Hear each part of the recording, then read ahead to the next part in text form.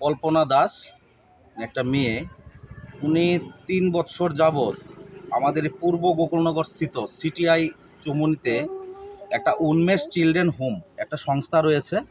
ওই সংস্থাতে মেয়েরা কাজ করত, একটা বাচ্চাকে দেখাশোনা করত যিনি হ্যান্ডিক্রাফটস।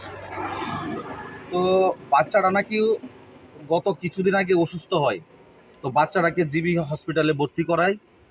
তার আশ্রমের যিনি দেখাশোনা করেন, যিনি ওখানে বর্তমানে দায়িত্বে আছেন, গৌতম সরকার, উনি এই কল্পনা দাসের বাড়িতে যায় এবং কল্পনা দাসের মাকে বলে যে বাচ্চাটা জীবিত অসুস্থ, উনাকে দেখভাল করার জন্য কল্পনা দাসকে জীবিত ওই বাচ্চাটার সাথে একটু থাকতে হবে, সময় দিতে হবে। কারণ বাচ্চারা যেহেতু হ্যান্ডিক্রাফট, বাচ্চাটাকে 3 বছর যাবত তারা ওই মেয়েটাই দেখাশোনা করছে। তখন মেয়ের মা মানে আশ্রমের যারা কর্তৃপক্ষ তাদের উপরে বিশ্বাস করে মেয়েটাকে দিয়ে দেয়। বাচ্চাটা 7 দিন যাবৎ হসপিটালে ভর্তি ছিল।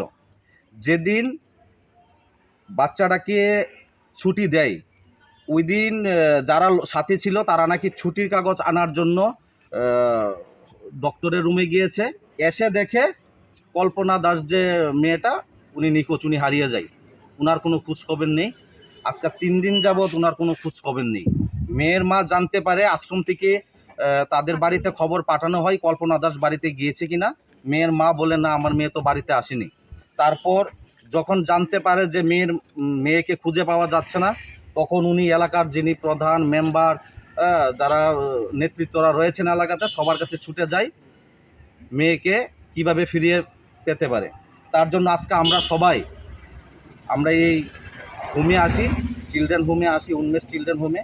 এখানে এসে যারা কর্তৃপক্ষ রয়েছে, যারা দায়িত্ব ছিল, যারা কথা বলে মেয়েটাকে নিয়ে এসেছে, তাদের সাথে কথা বলি